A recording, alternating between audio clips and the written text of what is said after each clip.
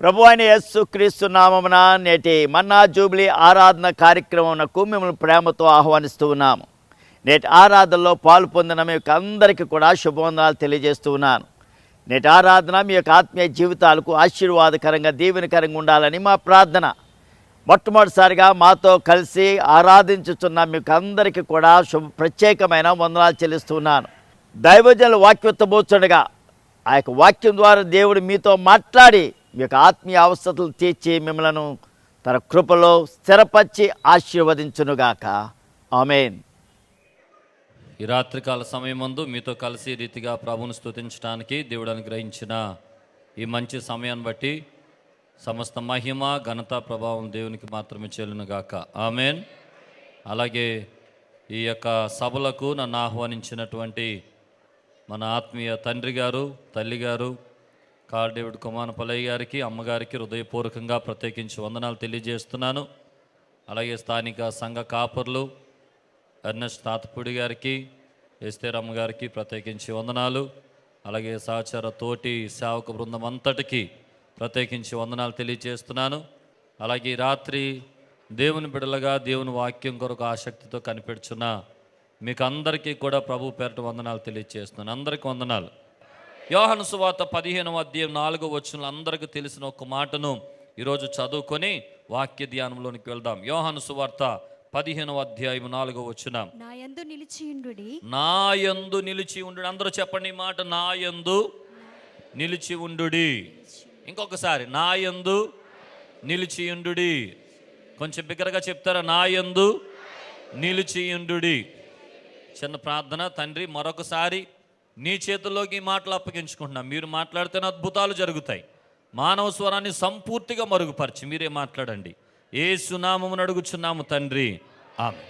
ఈ రాత్రి మన ప్రసంగ అంశం చెప్పండి, నా యందు నిలిచియుండుడి. అందరూ చెప్పండి, ఈ రాత్రి మన ప్రసంగ అంశం నా యందు నిలిచియుండుడి. ఎవరి యందు? దేవుని యందు. ఈ మాట చాలా అద్భుతమైనటువంటి మాట. ఒక విశ్వాస జీవితాన్ని సంపూర్తిగా మార్చివేసి విశ్వాస జీవితంలో లేని వాటిని ఉన్న వాటిగా చేయగలిగింది. అసాధ్యమైన వాటిని సాధ్యపరచగలిగిన గొప్ప మాట ఇది. నా యందు నిలిచియుండుడి. చెప్పండి, నా యందు నిలిచియుండుడి. ఈ మాట మన లోకంలో చాలాసార్లు వింటాం. ఎవరైనా ఒక పెద్ద వ్యక్తి దగ్గరికి వెళ్ళినప్పుడు అంటాడు, నీకు ఎందుకురా, నేను ఉన్నాను కదా, నువ్వు అలా నిలబడిపో నా వెనకాల, నువ్వు స్టాండ్ అయిపో, నేను చూసుకుంటాను నీ సంగతి ఏంటో అంటారు. మనుషులు కొన్నిసార్లు వారి వైపు ఆకర్షితులుగా చేసుకొని, ఈ రోజున మనం చూస్తాం రాజకీయ నాయకులు, పెద్ద పెద్ద వ్యక్తులు వెనకాల ఎంతమంది మనుషులు ఉంటారు. ఏమంటే ఒకటే మాట అంటారు, నువ్వు నా వెనకాలండు, నేను చూసుకుంటాను నీ సంగతి. అదే దాని అర్థం. నా యందు నిలిచి ఉండంటే మాటకు అర్థం అదే. నీ సంగతులన్నీ నేను చూసుకుంటాను, నువ్వు నా పక్షంగా ఉండిపో, నా యందు నిలబడిపో, నా మాట ప్రకారం నిలబడిపో, నన్ను నమ్ముకో, నా వైపు ఆకర్షితుడు అయ్యో గనుక ఇదిగో నేను ఎక్కడికి వెళ్తే అక్కడికి వచ్చేయి, నా మీదే నీ ధ్యాస ఉంచు అని లోకంలో చాలామంది మనుషులు వెనక నిలబడిపోయి తిరుగుతూ ఉంటారు. గమనించండి, మనుషుల యొక్క ప్రేమ, మనుషుల యొక్క ఆలోచన, మనుషుని యొక్క తలంపులు ఒక మనిషి మీద ఎంతవరకు జరుగుతాయి అన్నదానికి మనం గ్యారంటీ అనేది చెప్పలేం. మనుషుల వైపు చాలామంది ఆకర్షితులైపోయి మనుషుల మీద నిలబడిపోయిన వ్యక్తులు చాలామంది వారి జీవితాలు సగంలో కూలిపోయిన పరిస్థితులు కనబడుతున్నాయి. ఒక మనిషిని నమ్ముకుంటే, ఒక మనిషితో నిలిచి ఉండాలని తీర్మానం తీసుకుంటే ఆ మనిషి జీవితము కడ వరకు ఎలాగుంటుందో ఎవరికి తెలీదు. నా వెనకాలండు అన్న ఒక వ్యక్తి తన వెనకాల నిలబడిపోతే ఈ వ్యక్తి జీవితంకి అసలు ముందున్న దారులు ఏంటో ఎవరికి తెలీదు. ఈరోజు బాగుండొచ్చు, రేపు ఏదైనా అవ్వచ్చు.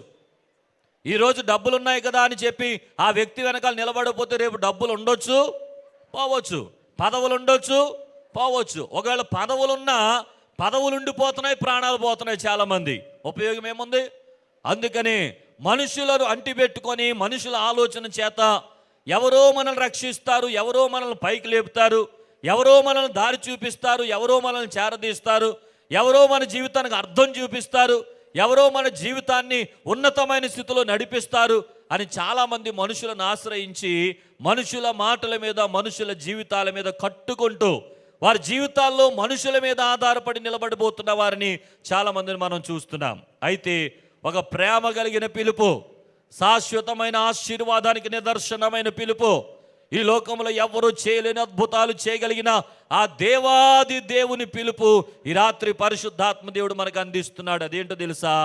నా యందు నిలిచి ఉండండి. స్తోత్రం కలుగును గాక. మనుషుల యందు నిలిచి ఉంటే చివరికి ఏమైపోతామో మనకి ఎవరికి తెలియదు. కానీ ఆయన యందు నిలిచి ఉంటే ఇక భూమి మీద ఆ వ్యక్తికి అసాధ్యము అనబడినది ఉండదు. స్తోత్రం కలుగును గాక. గొప్ప దీవెనలు ఈ రాత్రి ఆయన యందు నిలిచి ఉంటే ఎలాంటి ఆశీర్వాదాలు ఉంటాయి? 8 విషయాలు చెప్తాను. ఒకటి, ఆయన యందు నిలిచి ఉంటే ఎలాంటి ఆశీర్వాదాలు ఉంటాయి చెప్పండి. ఆయన యందు నిలిచి ఉంటే ఎలాంటి ఆశీర్వాదాలు. రెండవది, ఆయనలో నిలిచి ఉన్నానని చెప్పుకొని వానికి ఉండాల్సిన 4 లక్షణాలు. అర్థమైంది కదా? నేను ఆయనలోనే నిలిచి ఉన్నానా లేదా అని పరీక్షించుకోవాలంటే ఎలాగా? 4 లక్షణాలు చెప్తాను. అలాగే ఆయన యందు నిలిచి ఉంటే ఆయన ఎలాంటి ఆశీర్వాదాలు ఇస్తాడో 4 విషయాలు చెప్తాను. 4 ఆశీర్వాదాలు చెప్తాను. మొదటి మాట ఈ 15వ అధ్యాయంలోనే మనం చూస్తున్నప్పుడు అందులో కనపడుతున్న మొదటి మాట 4వ వచనంలోనే పూర్తిగా చదువుదాం. నా యందు నిలిచి ఉండుడి, మీ యందు నేనును నిలిచి ఉందును. మొదటి మాట, ఆయన మన యందు నిలిచి ఉంటాడు. ఒక మాటలో చెప్పాలంటే ఆయన మన పక్షంగా ఉంటాడు అని అర్థం. ఆయన మన యందు నిలిచి ఉంటాడు. ఆయన మన యందు నిలిచి ఉంటే మనకి విరోధి ఎవడ ఉండడు. దేవుని చేత ఆశీర్వదించబడిన వారంగా ఉంటాం. రెండవ మాట చూడండి, 15వ అధ్యాయం 7వ వచనం. నా యందు మీరును నీ యందు నా మాటలను నిలిచి ఉండిన యెడల మీకు ఏది ఇష్టమో అడుగుడి, అది మీకు అనుగ్రహించబడును. రైట్, తలల పైకి ఎత్తండి. ఒకటి, ఆయన యందు నిలిచి ఉంటే ఆయన మన యందు నిలిచి ఉంటాడు. రెండవది, ఆయన యందు మనం నిలిచి ఉన్నప్పుడు మనకు ఏది ఇష్టమో అది అడగమంటున్నాడు, దానిని దేవుడు దయచేస్తాడట. స్తోత్రం చెప్పడం సరిగట్టిగా. మనకి ఇష్టమైనవన్నీ అడుగుతాం దేవుని దగ్గర. ఇక్కడికి వచ్చామంటేనే పెద్ద లిస్టు పట్టుకుని వస్తాం ఇంటి దగ్గర. ఈరోజు ఏమేం ప్రార్థన చేయాల్సి ఉంటుంది, మనకి ఏ అవసరతలు ఉన్నాయి, మనకి ఏ కోరికలు ఉన్నాయి, మనకి ఏ ఉద్దేశాలు ఉన్నాయి, మన భవిష్యత్తు ఎలాగుండాలని కోరుతున్నాం, ఇంకా ఫ్యూచర్లో ఎలాంటి స్థితికి వెళ్ళాలని ఆశపడుతున్నాం, అవన్నీ పెద్ద లిస్టు పట్టుకుని వస్తాం. ఇక్కడ చాలా విషయాలు చెప్తాం. ప్రభువా నాకు అది కావాలి, ఇది కావాలి, అది చెయ్యాలి, ఇది చెయ్యాలి. అయితే అడిగే ముందు ఒకటి నిర్ధారణ చేసుకో. నీవు అడిగిన సమస్తాన్ని దేవుడు ఇస్తానంటున్నాడు. నీకు ఇష్టమైన ప్రతి కోరికను తీరుస్తానంటున్నాడు. అయితే దానికి ముందు ప్రభు చెప్తున్న మాట ఏంటి తెలుసా?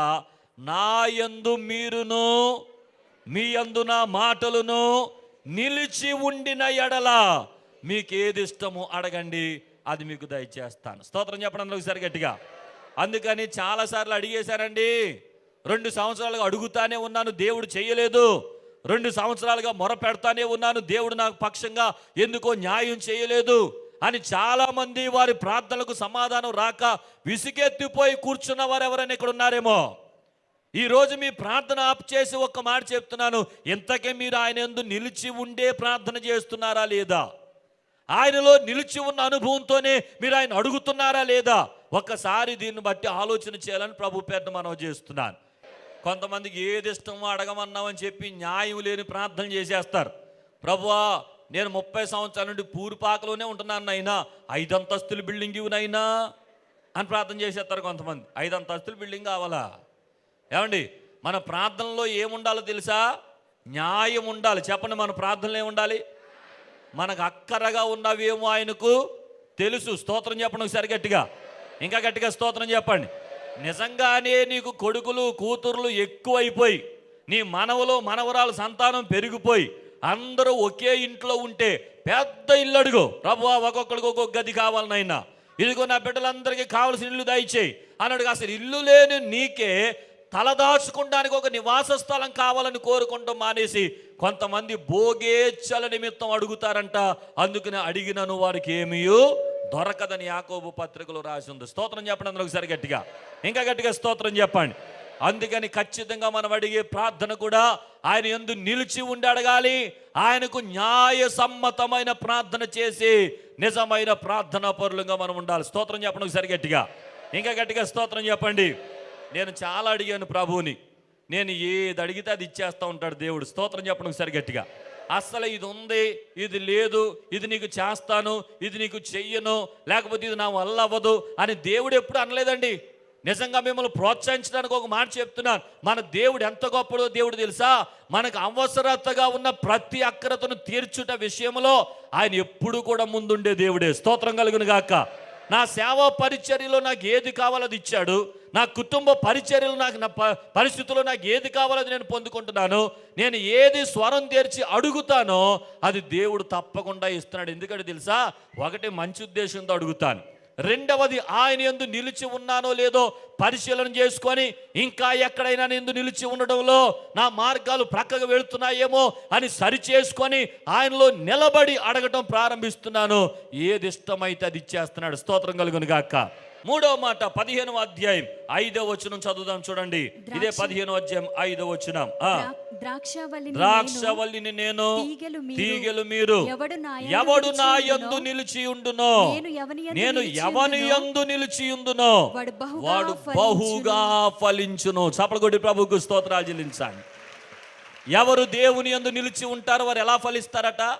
ఫలిస్తారు అని ఒక్క మాటతో వదిలేలేదు దేవుడు. ఎవరు నా యందు నిలిచి ఉంటారో, ఎవని యందు నేను నిలిచి ఉంటానో వాడు బహుగా. ఆ మాట గట్టిగా చెప్పాలి. బహుగా అంటే అర్థం ఏంటో చెప్పనా?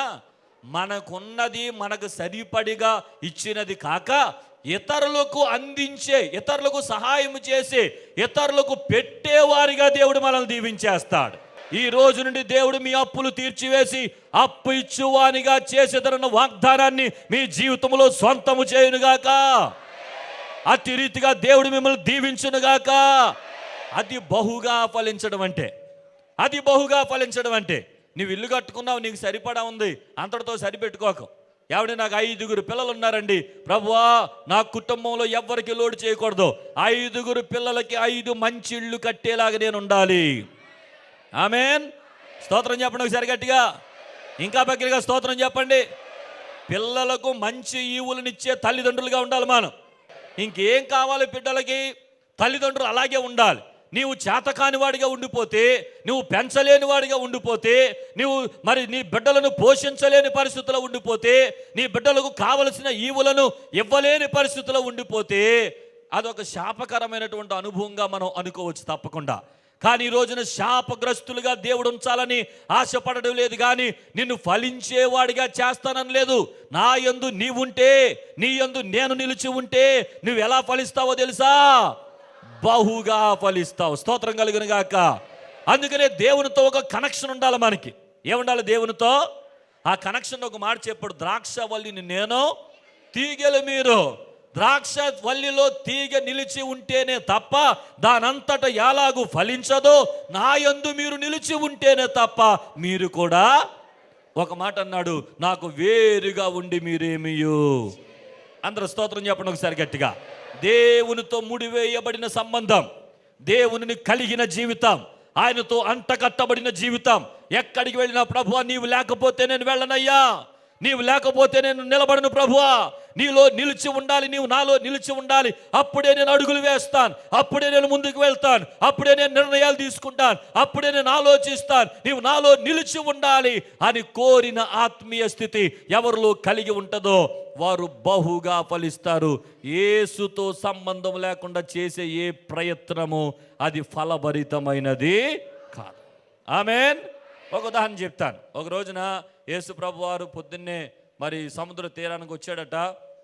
రాత్రంతా చేపలు పట్టి పట్టి పట్టి పట్టి మరి వలలు వేసి వేసి వేసి వేసి ఒక్క చేప కూడా దొరకక అలిసిపోయి వచ్చాడు పేతురు గారు. ఏమండి, ఆ యొక్క సముద్ర గట్టున ఏం చేస్తున్నారంటే వలలు దులిపేసుకుంటున్నారు. రాత్రంతా పాపం ప్రయాసపడ్డాడు. నత్తగొల్లలో చెత్త తప్ప ఒక చేప ఆడలేదు. మనోడికి విసుగు వచ్చేసి ఆ యొక్క వలంతా దులుపుకుంటా విసుగ్గా ఉన్న టైంలో యేసు ప్రభు వారు అక్కడికి వచ్చి, బాబు కొంచెం దూరంలో కూర్చోవచ్చా అన్నాడు.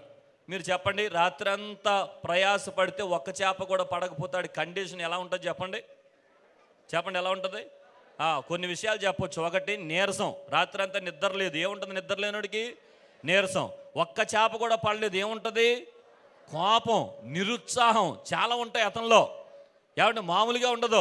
ఇక సరే పడకపోయింది, నీరసం వచ్చింది కాబట్టి ఇక అర్జెంటుగా ఇంటికి వెళ్ళి పడుకుందామని మనోడు వల దులుపుతుంటే ఈలోపు యేసు ప్రభు వారు వచ్చి కొంచెం లోపల కూర్చోవచ్చా అన్నాడు. మనోడు కొంచెం అలా చూశాడు. సర్లే కూర్చోండి అన్నాడు. ఎందుకంటే చాలా జనం ఉన్నారు వెనకాల. కూర్చున్న తర్వాత ఆయన ధోనిలో కూర్చుని బోధించడం మొదలు పెట్టాడట. ఆయన ప్రసంగం చేస్తే ఎంతసేపు చేసేవాడు ఎవరికి తెలిసేది కాదు కదా. మనోడికి అసలుకి ఏ రాత్రి నిద్ర లేదు. వాళ్ళు ఆయన ధోనిలో కూర్చోబెట్టాడు, ఆయన ప్రసంగం మొదలు పెట్టాడు. ఈయన కండిషన్ ఎలా ఉంటుందో చూడండి ఒకసారి, ఆలోచించండి. అసలు పేతురు ఎంత నసిగేసుకుని ఉంటాడు. ఈయన ఎక్కడోడురా బాబు, ఇంకా వదలలేదండి రా. కొంతమంది ఉంటారు ఇలా ప్రసంగం చేస్తూ ఉంటారా, సౌండ్లు చేస్తూ ఉంటారు పక్కన. ఒక అరగంట దాటితే చాలు ఇక మనోళ్ళు వ్యవహారాలు మారిపోతూ ఉంటాయి. వాచీలు చూసేసేవాడు అక్కడో. ఇంకా దేవుని కృపను బట్టి మన సంఘాల్లో వాచీలు చూపించరు, కానీ బయట బోర్డు సంఘాల్లో అయితే ఇలా అంటారంట. పాస్టర్ గారు వాక్యం చెప్తూనే ఉంటాడంట, ఇలా అంటాడంట ఒకడు. అంటే టైం అయిపోయిందని వాచీలు చూపించేస్తూ ఉంటారు, అలియలియో చెప్పేస్తూ ఉంటారు, ఆమెను ముగించే అంటారు వెనకాల నుండి. ఇన్ని రకాలైన కోవలకు సంబంధించిన వాళ్ళు ఉన్నారు. యేసు ప్రభు అక్కడ కూర్చుని ధోనిలో కూర్చొని రాత్రంతా అలిసిపోయి నిరుత్సాహంతో ఉండి మరి ఓపిక లేని పరిస్థితుల్లో ఉన్న ఆ పేతురు ధోనిలో కూర్చుని బోధించడం మొదలుపెట్టాడు. చాలా ఓపికగా, ఒక ప్రక్కన కోపం వస్తుంది కానీ కూర్చున్నది ప్రభువు కాబట్టి ఓపిక. కొంతమంది పాస్టర్ గారి దగ్గర అలాగే కూర్చుంటారు. కొంతమంది అయితే ఇంకా అసలు ఎందుకు కూర్చుంటారో కూడా తెలియదు, అనాలోచన అనమాట, చాలా అనాలోచన. ఒక అయ్యగారు ఇలాగే ప్రసంగం చేస్తున్నారంట, నెమ్మదిగా లెగిసి వెళ్ళిపోయారంట అందరూ. ఒక్క ముసలావిడ మాత్రం వేడుతుందంట, ఓ ఏ బోరు అని. అయ్యగారు ఆశ్చర్యపోయాడట, బాబు అందరూ వెళ్ళిపోయినా నువ్వు ఒక్కదాని ఉన్నావమ్మ, చాలా సంతోషం అని లాస్ట్లో వచ్చి అన్నాడంట, అమ్మా నేను ప్రసంగం చేస్తుంటే ఎంతమంది వెళ్ళిపోయినా నేను బాధపడలేదు, కానీ నువ్వు ఒక్కదాని కన్నీటితో ఏడుస్తుంటే నాకు అనిపించింది మొత్తానికి నా ప్రసంగం నిన్నెక్కడో గట్టిగా తాకిందని, మొత్తానికి నీ హృదయంలో బాగా హత్తుకుందని. ఇంతకు ఏ మాట చేత నువ్వు అంత బాగా బాధపడ్డావమ్మా అని అడిగితే ఆవిడ చెప్పిందంట, మీరు చెప్పినవి నాకు అర్థం కాలేదు కానండి, వారం రోజుల క్రితం నాకున్న గొర్రెపోతోడు తప్పిపోయింది, దాని గడ్డం మీ గడ్డం ఒకలాగే ఉందండి, అది గుర్తొచ్చే ఏడిపోతుందండి అందట. కొంతమంది అలాంటి సొంత ఆలోచన. ఇంకొక ఆవిడ అందంట, బాబా నీ ప్రసంగం సంగతి పక్కన పెట్టరా, నువ్వు పక్కకు లేగితే కింద నా సాపు ఉండిపోయింది పట్టుకెళ్ళిపోతాను అందట. కొంతమంది ఇలాంటి వాతావరణంలో వస్తారు మందిరానికి, ఏం చెప్పినా అనవసరం, వాళ్ళకి ఏం మాట్లాడినా అనవసరం, ఆ పైన ఎంత మరి దేవుని యొక్క ఆత్మచేత ప్రేరేపించబడుతున్నా అవేం అనవసరం, చాలా అనాలోచనగా కూర్చొని ఆదివారం టైం అయిపోయింది ఇంకా వదలడు ఏంటి అన్నట్టు కూర్చుంటారు కొంతమంది. ఆ పేతురు గారు కూడా నిరుత్సాహంగా కూర్చున్నాడు, అలాగే నుంచునున్నాడు. ఈ లోపుగా కుదురుగా ఉండక యేసయ్య అన్నాడు, కొంచెం లోపలికి వస్తావా అన్నాడు. ఇప్పుడు ఎలా ఉంటుంది చెప్పండి, వచ్చి కూర్చుంటాం ఒక ఎత్తు, మళ్ళీ అక్కడ కూర్చొని గంట ప్రసంగం చేయడం ఒక ఎత్తు, మళ్ళీ అక్కడితో ఆప్ చేయకుండా యేసుప్రభు ఏమన్నాడు, కొంచెం లోపలికి దోస్తావా అన్నాడు. ఇక కోప్పడతాక అవకాశం లేదు, ఎందుకంటే అందరూ ఈయన దేవుని కుమారుడిగా చూస్తున్నారు, బయట అద్భుతాలు చేస్తున్నాడు. సరే ప్రభు అని తోసాడు లోపలికి వెళ్ళనిచ్చి అన్నాడు, వల ఉందా తీ బయటికి అన్నాడు. ఒక్కసారి నీ వల కుడివైపుకి అన్నాడు. పేతురు గారు కోపం వచ్చింది నిజంగానే. రాత్రి అంతా ఏం చేసాం మేము చెప్పండి, వృత్తికి మా పని ఏంటి, చేపలు పట్టడం. మేము జాలర్లో చేపలు పట్టడం మాకు తెలుసా, ఈయనకి తెలుసా? వాక్యం చెప్పేవాడు వాక్యం చెప్పేలాగా ఉండాలి, ఏది పడితే అది దూరిపోతాడా, ఎందులో పడితే అందులోకి వచ్చేస్తాడా? మా పని వేరో ఈయన పని వేరో. మా పని సంగతి మాకు తెలుసు కదా, మేము చూసుకుంటాం కదా. చేపలు పట్టేవాడికి సముద్రంలో ఎప్పుడు చేపలు వస్తాయో మాకు తెలుసు. అందుకనే ఎండలో ఉన్న టైంలో కాలువలోను లేకపోతే సముద్రాలు చేపలు బయటికి రావట, రాత్రులే వస్తాయట. అందుకని రాత్రంతా మేము ప్రయాసపడ్డాం, ఒక్క చేప కూడా మాకు దొరకలేదు. అయినా పేతురు ఒక్క మాట అన్నాడు, ప్రభువా రాత్రంతా ప్రయాసపడ్డాం, ఏమీ మాకు దొరకలేదు, అయినను నీ మాట చొప్పున స్తోత్రం కలుగును గాక వలవేతుమని చెప్పి వలవేయగా. ఏమంటే అక్కడ పేతురు అన్న మాట ఒకటి అండర్లైన్ చేస్తాను మీతో, అదేంటో తెలుసా? రాత్రంతా ప్రయాసపడితిమి కానీ మాకు ఏమీ దొరకలేదన్నాడా, సముద్రంలో చేపలు లేవన్నాడా? గట్టిగా చెప్పండి, సముద్రంలో చేపలు లేవా లేకపోతే వీళ్ళకి ఏమి దొరకలేదా? చేపలు ఉన్నాయి కానీ మాకేమీ దొరకలేదు. ఉద్యోగాలు ఉన్నాయి కానీ మాకు దొరకట్లేదు. వ్యాపారాలు ఉన్నాయి మాకు, ఇదే చాలామంది పరిస్థితి. ఎందుకు దొరకట్లేదు? ఉండి కూడా, చేపలుండి కూడా రాత్రంతా ప్రయాసలో ఎందుకు దొరకలేదు? ఆ ఉదయకాలం యేసు చెప్పగానే ఎన్ని చేపలు పడ్డాయంటే వాళ్ళ పిగిలిపోయినన్ని చేపలు పడ్డాయి. మొదటిది వీరు ధోని నిండిపోగా వారు సంజ్ఞలు చేశారట, అవతల ధోనిళ్ళు వచ్చారట. ఈ ధోని నిండిపోగా అవతల ధోనిలో కూడా చేపలు నిండిపోయిన. చేపలు కొట్టి ప్రభుకు స్తోత్రాలు చెల్లించండి. యేసయ్యతో కనెక్షన్ పెట్టుకుంటే మన ఆశీర్వాదం ఎలా ఉంటుందో తెలుసా? మన దోణి నిండిపోగా అవతల వారి దోణి కూడా నిండిపోగలిగినన్ని ఆశీర్వాదాలు దేవుడిస్తాడు. మన జీవితము ఫలించగా అవతల జీవితాలకు ఫలభరితంగా దేవుడు చేస్తాడు. మన జీవితంలో ఆశీర్వదించబడమే కాదు, ఎదుటి వారికి ఆశీర్వాదకరంగా మార్చేస్తాడు. నా గిన్నె నిండి పొర్లెల్లి అవతలోడి గిన్నెలో పడాలి. ఆమేన్. మన ఆశీర్వాదాలు ఇక్కడ వరకే కాదు, అది దేశ వ్యాప్తంగా మారిపోవాలి, అది రాష్ట్ర వ్యాప్తంగా మారిపోవాలి. మన పరిచర్లు ఎంతవరకే కాదు, అది అంతర్జాతీయంగా మారిపోవాలి. మన స్థితి ఎంతవరకే కాదు, అది అనేకులను బలపరిచేదిగా మారిపోవాలి. ఎందుకు పడ్డాయి? రాత్రి దొరకని చేపలు పొద్దునకి ఎందుకు దొరికాయి? ఒకటి, రాత్రి అంతా యేసు లేని ప్రయాణం చేశాడు, ఉదయకాలం యేసుతో కలిసి ప్రయాణం చేశాడు. చప్పట్లు కొట్టి ప్రభువుకు స్తోత్రాలు చెల్లించాడు. అది ఈ రోజున మనం నేర్చుకోవాల్సింది. ఎవరు దేవునిలో నిలిచి ఉంటారో, ఎవరు దేవునితో కలిసి ప్రయాణం చేస్తారో, ఎవరు దేవునితో కలిసి నడుస్తారో, నీతోనే ఉండాలి, నీతోనే కలవాలి, నీతోనే నడవాలి, నీతోనే నా యాత్ర సాగాలి అని యేసు లేకుండా ఒక్క క్షణమైనా నేను ఉండను, నా ప్రయాణం చెయ్యను అని ఎవరైతే యేసును కలిగిన ప్రయాణం చేస్తారో వారి జీవితాలు బహుగా ఫలిస్తాయి. చెప్పండి ఎలాగా? ఎలా ఫలిస్తాయి? గట్టిగా చెప్పండి. ఎలా ఫలిస్తాయి? గట్టిగా చెప్పండి. అంటే నేను దీవించబడతాను, ఎదుట వారికి దీవెనకరంగా ఉంటాను, బహుగా ఫలిస్తాం. 4వ మాట, ఆఖరి మాట, 1 యోహాను 2వ అధ్యాయం 28వ వచనం. కాబట్టి చిన్నపిల్లలారా ఆయన ప్రత్యక్షమగునప్పుడు ఆయన రాకడయందు మనము ఆయన ఎదుట సిగ్గుపడక ధైర్యము కలిగి ఉండునట్లు మీరు ఆయన యందు నిలిచి ఉండుడి. స్తోత్రం కలుగును గాక. ఆయన రాకడలో మనం ఎలా నిలబడాలని ప్రభు చెప్తున్నాడు? సిగ్గుపడక ధైర్యంగా. చెప్పండి ఎలాగట? గట్టిగా చెప్పండి ఎలాగా? అందరికీ ఇంతగా ఆయన రాకడ గురించి తెలుసు కదా. యేసు ప్రభు మన కోసం భూమి మీదకి వచ్చాడా? గట్టిగా చెప్పండి. వచ్చాడా? మన కోసం చనిపోయాడా? ఆయన తిరిగి వెళ్ళిపోయాడా? ఏం చెప్పాడు ఇప్పుడు ఆయన? ఇదిగో త్వరగా నేను రాబోతున్నాను. ఆయన వచ్చి ఏం చేస్తాడట? ఎవరైతే రక్తంలో కడగబడ్డారో వారందరినీ కూడా ఆయన తీసుకువెళ్ళబోతున్నాడు. స్తోత్రం కలుగును గాక. ఆ పరమ వివాహ మహోత్సవం కొరకు మనం ఎదురు చూస్తున్నాం. అయితే ఒక మాట, ఆయన వచ్చినప్పుడు ఈ రోజు నీ గుండె మీద చేసుకొని ధైర్యంగా నీవు జడ్జిమెంట్ తీసుకోగలిగితే, ఒక ధైర్యం కలిగించే మాట నీ దగ్గర ఉందా? అదేంటో తెలుసా? ఈ రోజు ప్రభు వచ్చిన ధైర్యంగా ఆయన ఎదుట నేను నిలబడతాను.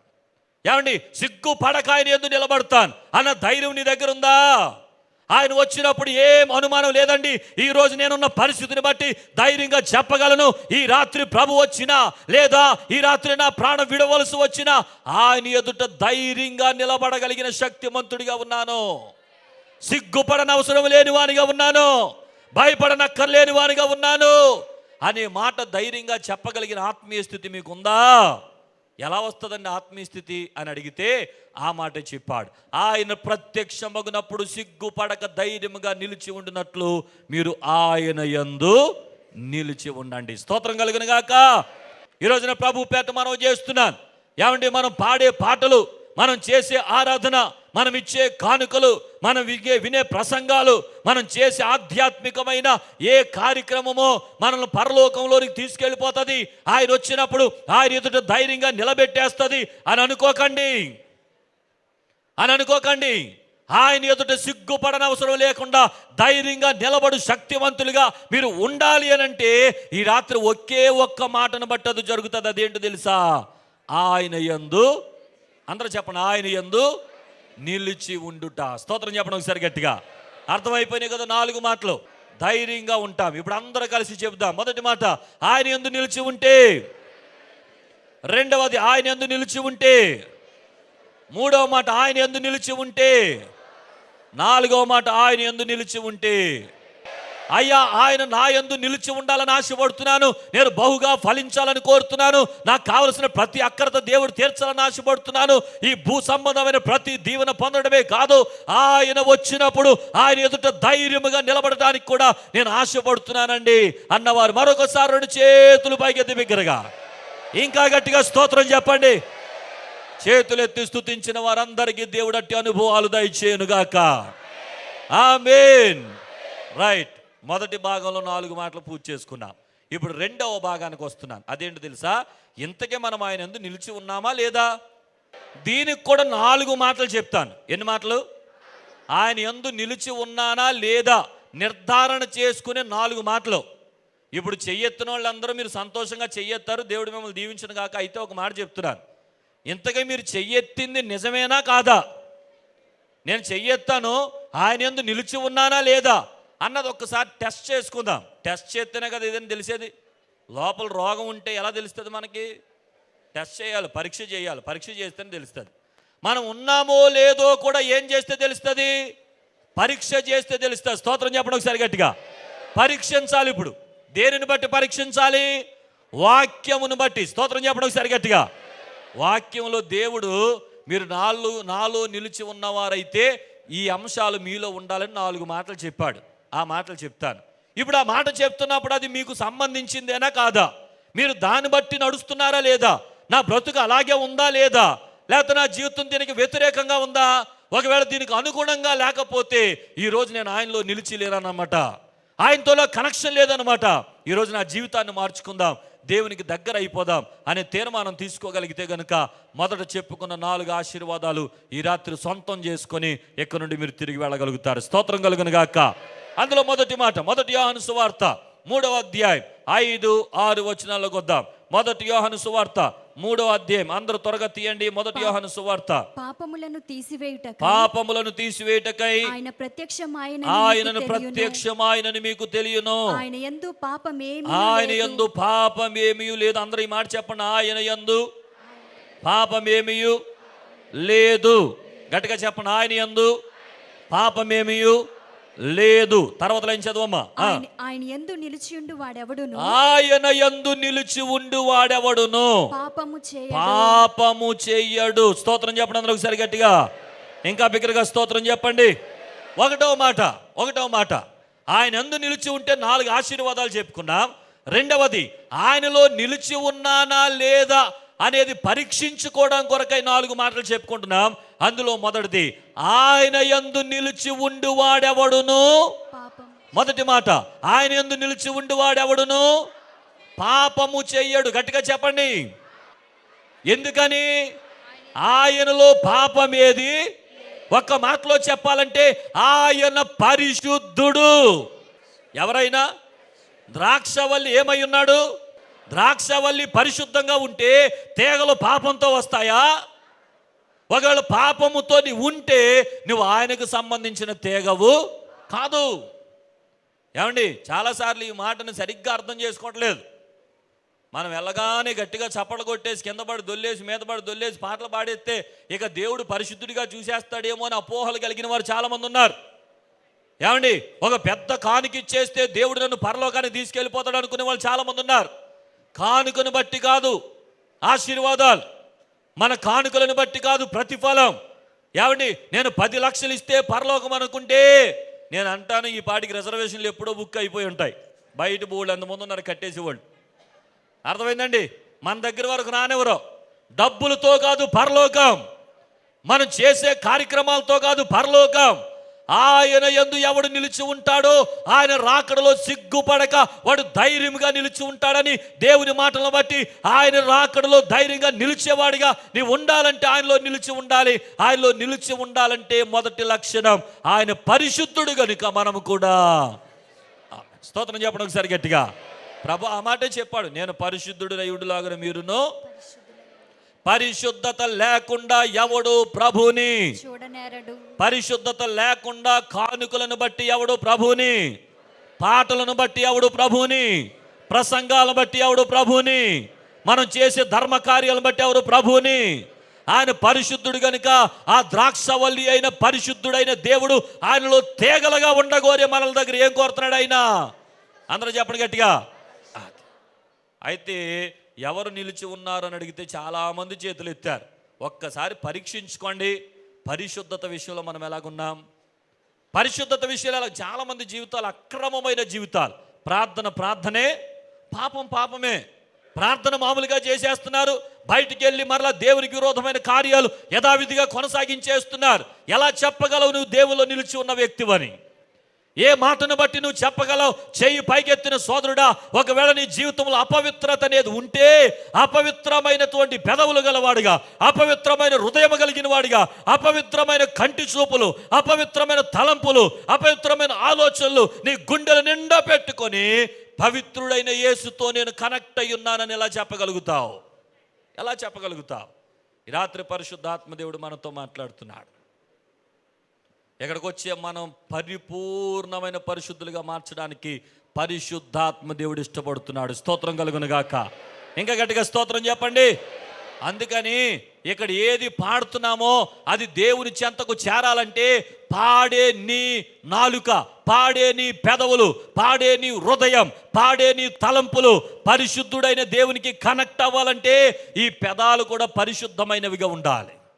ఏమండి, ఫోన్ ఆన్ చేస్తే ఎన్ని బూతుపాటలు ఉంటాయో కొంతమందికి. నీ పెదాలంతా బూతుపాటలతో పాడు చేసేసి అపవిత్రమైన మాటలు పెట్టేసుకొని మళ్ళా పరిశుద్ధుడా అని చెప్పేస్తావు. ఇక్కడికి వచ్చి ఎక్కడికి వెళ్తుంది ఆ మాట? దేవుడు తీసుకోడు సుమా, జాగ్రత్తగా ఉండాలి. ఈ రాత్రి ప్రభు పరిశుద్ధాత్మ దేవుడు మాట్లాడుతున్నాడు. మనం ఏది విత్తుతామో దానినే, పరిశుద్ధతను విత్తితే పరిశుద్ధమైన దేవుని ఆశీర్వాదాలకు వస్తాం. స్తోత్రం చెప్పండి ఒకసారి గట్టిగా. ఇంకా గట్టిగా స్తోత్రం చెప్పండి. భయం లేదు చాలా మందికి. గుడి అంటే ఒక అలవాటు అయిపోయింది. మామూలుగా వచ్చి ఆదివారం ఆరాధనకి వెళ్ళడం మా తాతల కాలం నుండి అలవాటు అన్నట్లుగానే చాలామంది అలవాటులో భాగంగా మందిరాన్ని ఉపయోగించేస్తున్నారు. కాదు, ఇక్కడ నివసించే దేవుడు పరిశుద్ధుడు. ఇక్కడికి వచ్చి ఆరాధించేవారు కూడా ఎలాగ ఉండాలి? స్తోత్రం చెప్పడం ఒకసారి గట్టిగా. మనం ఎక్కడెక్కడుండి ఏం చూస్తున్నా అన్ని దేవుడు. ఒకసారి ఒక హౌస్ విజిటింగ్కి వెళ్ళాను. బండి స్టాండ్ వేస్తున్నాను. ఈ మధ్య ఇల్లు కట్టే వాళ్ళందరూ వంటగది ముందెట్టేస్తున్నారు, ఎవడొస్తున్నాడు చూడటానికి. ఆవిడ చూసేసింది, అరుతుంది అనమాట. రే పాస్టర్ గారు వస్తున్నారా, ఛానల్ మార్చో అంది. ఏకమానుడు శుభవార్త రక్షణ ఆరాధన ఎక్కడున్నా ఎతికేస్తున్నాడు. ఈ కంగారులో పాపం ఆడు ఏం చేశాడంటే ఛానల్ మార్చిపోయి వాల్యూమ్ పెంచేసాడు. ఆడు ఇంకా గట్టిగా వచ్చేసి నీ పాటలు. ఆ తల్లిగారు చెప్పాల్సిన మాట, ఒరే పాస్టర్ గారు వస్తున్నారా ఛానల్ మార్చని కాదు. ఒరే అబ్బాయి, నువ్వు ఆ గదిలో కూర్చుని ఏవేం చూస్తున్నావో పైనుండి దేవుడన్నీ ఆ మాట చెప్పాలి. ఆ భయం ఉండాలి మనకి. ఇక్కడికి వచ్చి పాడే ముందు బయట ఏం చేసి వస్తున్నాం, బయట ఎలాగుంటున్నాం, మన ప్రవర్తన ఎలాగుంటుంది, మన మాటలు ఎలాగుంటున్నాయి, మన క్రియలు ఎలాగుంటున్నాయి, మన తలంపులు ఎలాగుంటున్నాయి, మన ఉద్దేశాలు ఎలాగుంటున్నాయి, మన కోరికలు ఎలాగున్నాయి పరిశీలించుకోవాలి, పరీక్షించుకోవాలి. ఆయన ద్రాక్షవల్లి నేను తీగనని చెప్పి ఆయనకి నాకు మంచి కనెక్షన్ ఉందేమని చెప్పి ఓ ప్రక్కన సంబరపడిపోతున్నావు. ఓ ప్రక్కన చూస్తేనేమో నీకు ఆయనకి సంబంధం లేని కార్యాలన్నీ పట్టుకుని తిరుగుతున్నావు. ఎలా కుదురుతుంది? ఎలా బహుగా ఫలిస్తావు? ఎలా ఆయనలో నీలో నిలిచి ఉంటాడు? ఎలాగ ఆయన దగ్గర నిలబడగలుగుతావు? ఎలా బహుగా ఫలిస్తావు? అందుకే ఈ రోజున దేవుడి మాటలన్నీ నెరవేర్పు కొరకు నీతో మాట్లాడుతున్నాడు. మొదట ఆయనలో నిలిచి ఉండి వాడెవడను పాపము. అందరూ స్తోత్రం చెప్పండి గట్టిగా ఒకసారి. కాబట్టి మనుషుల జీవితాల్లో ఒక ప్రక్కన దైవ సన్నిధికి విలువివ్వడం లేదు, ఒక ప్రక్కన పాస్టర్ గారన్నా కూడా భయవేట్లేదు చాలా మందికి. ఈరోజు నాకు మాట చెప్తున్నాను, మనం ఏది చేస్తున్నప్పటికీ అన్నిటినీ పరీక్షించేవాడు, అంతరింద్రియములను పరిశోధించేవాడు, హృదయమును పరీక్షించేవాడు, వాని క్రియల చొప్పున ఫలమునిచ్చే దేవుడు అన్నిటిని చూస్తున్నాడు. కనుక అయ్యా 30 సంవత్సరాల నుండి క్రైస్తవ జీవితాన్ని జీవిస్తున్నాను, బహుగా ఫలిస్తామని వాగ్దానాన్ని ఎత్తిబట్టి 30 సంవత్సరాలుగా ప్రార్థన చేస్తున్నాను కానీ ఫలితాలు కనబడటం లేదండి అని ఆవేదన పడుతున్న సోదరి సోదరుడా, 30 సంవత్సరాల నుండి ఆ పాపమును విడిచిపెట్టకపోతే దేవునితో నువ్వు కనెక్ట్ అవ్వలేవు. నీలో ఉన్నటువంటి అతిక్రమాలు, అవివేకాలు దేవునికి దూరం కాకపోతే నీ జీవితంలో ఎంత చెప్పుకున్నా దేవునికి దగ్గరకు రాలేవు, దేవుని వాగ్దానాలు సొంతం చేసుకోలేవు. మనం ఆయనకి ఇష్టంగా ఉంటే మనము ఆయనకు ఆయన ప్రేమలో పాలివారం అవుతాం. స్తోత్రం కలుగును గాక. ఇప్పుడు 4 పరీక్షించుకోవాల్సిన 4 విషయాలు చెప్తున్నాను. ఒకటి, ఆయనలో నిలిచి ఉండి వాడెవడును పాపము చేయడు. రెండవ మాట, ఇదే 1 యోహాను పత్రిక 4వ అధ్యాయము 7వ వచనం నుండి చదువుదాం. 7వ వచనం నుండి అమ్మా చదువు. ప్రియులారా, మనము ఒకరినొకడు ప్రేమింతము, ఏలయనగా ప్రేమ దేవుని మూలముగా కలుగుచున్నది. ప్రేమించు ప్రతి వాడును దేవుని మూలంగా పుట్టిన వాడై దేవునిని ఎరుగును. దేవుడు ప్రేమ స్వరూపి. అందరూ చెప్పని మాట, దేవుడు ప్రేమ స్వరూపి. ఇందాకేం చెప్పుకున్నాం? దేవుడు పరిశుద్ధుడు. చెప్పండి దేవుడు. ఇప్పుడు రెండవ మాట, దేవుడు ప్రేమ స్వరూపి. అందరూ చెప్పండి దేవుడు ప్రేమ స్వరూప. కింద మాటలు చదవమ్మా. ప్రేమ లేని వాడు దేవునిని ఎరుగడు. మనము ఆయన ద్వారా జీవించినట్లు దేవుడు తన అద్వితీయ కుమారుని లోకంలోనికి పంపెను. దీని వలన దేవుడు మన యందుంచిన ప్రేమ ప్రత్యక్షపరచబడెను. మనము దేవుని ప్రేమించితమని కాదు గాని తానే మనలను ప్రేమించి మన పాపములకు ప్రాయశ్చిత్తమైనటకు తన కుమారుని పంపెను. ఇందులో ప్రేమ ఉన్నది ప్రియులారా. 11వ వచనం, దేవుడు మనలను ఈలాగు ప్రేమింపగా మనము ఒకరినొకడు ప్రేమింపబద్ధులమై ఉన్నాము. ఏ మానవుడును దేవుని ఎప్పుడును చూచి ఉండలేదు. మనం ఒకరినొకడు ప్రేమించిన ఎడల దేవుడు మన యందు నిలిచి ఉండును. స్తోత్రం చెప్పడం ఒకసారి గట్టిగా స్తోత్రం చెప్పండి. రెండవది, ఆయనలో నిలిచి ఉండిన వానిలో ఏముండాలట? ప్రేమ ఉండాలి. ఏముండాలి చెప్పండి? ఒకటి, ఆయనలో నిలిచి ఉండేవాడు ఎవడును పాపము చేయడు. రెండవది, ఆయనలో నిలిచి ఉండేవాడు అందరినీ ప్రేమించేవాడై ఉంటాడు. స్తోత్రం చెప్పడం ఒకసారి గట్టిగా. ప్రేమ లేకపోతే, ప్రేమించే మనసు లేకపోతే, ఎదుటి వారిని ప్రేమించకపోతే, మొదటిది దేవునిని ప్రేమించాలి, రెండవది నిన్ను వలె నీ పొరుగువానిని ప్రేమించాలి. కుటుంబాలలో సైతం ప్రేమ నలిగిపోయింది, కరిగిపోయింది. భార్యాభర్తల మధ్యలోనే ప్రేమలు ఏమైపోయినాయో కనబట్టలేదు. నువ్వు ప్రేమించని వ్యక్తివైతే దేవునిని చూడవు. కనపడని దేవుని ఎలా ప్రేమిస్తావు అంటాడు. ఇదే ఈ యోహానులో చూడండి ఒక్కసారి. 20వ వచనంకి రండి. 20వ వచనంకి రండి ఒకసారి. ఎవడైనను నేను దేవునిని ప్రేమించుచున్నానని చెప్పి తన సహోదరుని ద్వేషించినట్లా అతడు అబద్ధికుడగును. తాను చూచిన తన సహోదరుని ప్రేమింపని వాడు తను చూడని దేవునిని ప్రేమింపలేడు. స్తోత్రం చెప్పడం ఒకసారి గట్టిగా. నీ ఎదర కనబడుతున్న వ్యక్తిని నువ్వు ప్రేమించకపోతేనంట నీ కనబడని దేవుని నువ్వు ప్రేమించట్లేదట. అర్థం చేసుకోండి జాగ్రత్తగా. అందుకని ఎవరైనా ప్రేమ లేకుండా, కుటుంబాలలో ప్రేమ లేకుండా, సహోదరుల మధ్య ప్రేమ లేకుండా, తోటి వారి మధ్య ప్రేమ లేకుండా, ఊరికినే నామకార్థమైన పాటలు భక్తి చేసేస్తూ ప్రేమ లేని వారిగా జీవిస్తుంటే ఈ రాత్రి మీరు దేవుని యందు నిలిచి ఉన్నవారు కాదు. ప్రేమలు అంతరించిపోవడంలో కుటుంబాలు నలిగిపోతున్నాయి. భయంకరమైన పరిస్థితులు వింటున్నా. స్వార్థం పెరిగిపోయింది, ప్రేమలు కరువైపోయినాయి. ఈ రాత్రి ప్రభు పేట మనం చేస్తున్నాను. యేసయ్య ప్రేమ స్వరూపి. చెప్పండి, యేసయ్య మన ద్రాక్షవల్లి ఏమై ఉన్నాడు? గట్టిగా చెప్పండి, ద్రాక్షవల్లి ఏమై ఉన్నాడు? ఆ తీగలు అనబడిన మనం ఏమై ఉండాలి? ఆ ప్రేమను కలిగిన వ్యక్తులుగా ఉండాలి. ఆ ప్రేమను కలిగిన వ్యక్తులుగా. ప్రేమలు అంతరించిపోవడం వలన ఈరోజున కుటుంబాల్లో గొడవలు అయిపోతున్నాయి, గందరగోళాలు అయిపోతున్నాయి, భార్యాభర్తలు విడిపోతున్నారు, ఒకరినొకరు చంపేసుకుంటున్నారు, హత్యల వరకు వెళ్ళిపోతున్నాయి. సొంత భార్య, సొంత భర్త ఈ రీతిగా ఒకరినొకరు హత్యలు చేసుకుంటూ ఒకరినొకరు చంపుకునేటువంటి స్థాయికి ఈ రోజున వచ్చేసిందంటే లోకంలో ప్రేమ అంటే ఏంటో తెలియదు కనుక అలాంటి పరిస్థితులు ఉన్నాయి. ఒక హోటల్లో ఉన్న యజమానికి కింద ఉన్న రిసెప్షన్లోకి ఫోన్ వస్తుందట హోటల్ రూమ్ నుండి. ఒరే బాబు, మా ఆవిడ కిటికీలోని కిందకు దూకేస్తానంటుందిరా, కొంచెం త్వరగా పైకి రారా అని. ఆడన్నాడంటే, బాబు ఇది మీ పర్సనల్ విషయం, ఫ్యామిలీ గొడవల్లోకి మేము ఎంటర్ అవ్వకూడదండి, దయచేసి మీరు చూసుకోండి అని ఫోన్ పెట్టేశాడట. మళ్ళీ రెండోసారి ఫోన్ చేశాడు, రేపు పరిగమాలను త్వరగా రమ్మంటే నువ్వేదో సోది చెప్తావేంట్రా, మా ఆవిడ కిటికీలోని కిందకు దూకేస్తానంటుంది, కిటికీ ఏం రావట్లేదు, ముందు అర్జెంటుగా వచ్చి కిటికీ తీయన్నాడట. ఎంతకు నుండి పిలుస్తున్నా దేనికంటే కిటికీ తీయమని. బలవంతపు కాపురాలు, బలవంతపు జీవితాలు, ప్రేమ లేని జీవితాలు. ఈ రోజున భార్యాభర్తలుగా ఇక్కడ కూర్చున్న ప్రియమైన సోదరులారా, మనము లోకానికి ఆదర్శప్రాయమైన కుటుంబాలుగా ఉండాలి. మనలను చూచిన వారు క్రీస్తుని విశ్వసించి ఇదిగో ఈ కుటుంబాన్ని చూస్తుంటే ఎంతో సంతోషంగా ఉన్నారే, మనం కూడా యేసయ్యను నమ్ముకుంటే మన కుటుంబంలో కూడా ఈ శాంతి కలుగుతుందన్న వాతావరణాన్ని మన కుటుంబాల్లో ప్రేమ ద్వారా చూపించాలి. స్తోత్రం చెప్పండి ఒకసారి. ఇంకా గట్టిగా స్తోత్రం చెప్పండి. కొంతమంది ఉంటారు అసలు ప్రేమతో పలకరించడం కూడా రాదు. అసలు ప్రైజ్లాడు చెప్తేనే కొట్టినాడు చేస్తారు. ప్రైజ్లాడనే ఏంటంట, ప్రైజ్లాడు కూడా అంత ఇదిగా చెప్పాలా? ప్రైజ్లాడంటే దేవునికి స్తోత్రం అని అర్థం. ఈ రోజు వరకు దేవుడు మనల్ని కాచి కాపాడాడు, ఒకళ్ళు దేవునికి స్తోత్రం. అది కూడా కొట్టుకున్నాడు చెప్పుకోవాలా? ప్రేమతో చెప్పుకోవచ్చు కదా. అది కూడా ప్రేమ, కఠినత్వం అన్నమాట. ఏమండి, కఠినత్వాలతో ఎవరు ఉండదు దయచేసి. మీ కుటుంబాల్లో తల్లిదండ్రులు పిల్లల పట్ల, పిల్లలు తల్లిదండ్రుల పట్ల, భార్య భర్త పట్ల, భర్త భార్య పట్ల ప్రేమ కలిగిన వైఖరిని అలవాటు చేసుకుంటే మీరు దేవుల్లో నిలిచి ఉన్నవారు అవుతారు.